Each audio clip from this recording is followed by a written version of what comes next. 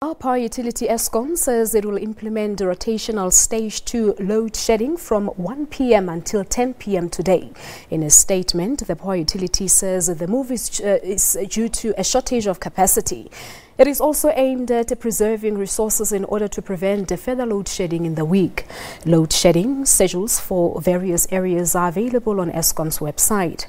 Stage-2 load shedding aims to cut 2,000 megawatts of the power grid nationally. Eskom says the power grid is constrained due to breakdowns at various substations. And for more on this story, we are now joined on the line by Andrew Etzinger, who's the acting head of generations at Eskom. Good afternoon to you, Mr. Etzinger. Thank you so much indeed for joining us here on the SABC News. Now, this is the first time in just over 2 months that we're seeing load shedding. Take us through the reasons hereof as to why this time around. Good afternoon, Pelessa. Unfortunately, yes, it's been necessary to implement load shedding today.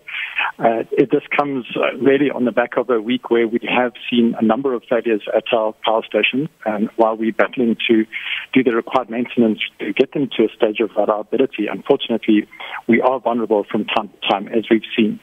When we do run into problems, we run emergency reserves, which include gas turbines as well as storage power plants, which operate as a big battery by reducing water from an upper dam, and we generate electricity in that process. But unfortunately, during the week, we use these reserves extensively, and in order to make sure that they are available to us in the week, we unfortunately needed to give them a break and implement load shedding so as to preserve and build up these reserves for the coming week. So we do apologize. It's certainly a last resort for us, but very important that we give our chance ourselves as the country and as Eskom the very best opportunity to prevent load shedding in the coming week by replenishing these reserves. Well, I think this is worrying for the South Africans, but we understand this is, of course, as a result of a shortage of capacity. How dire is the situation?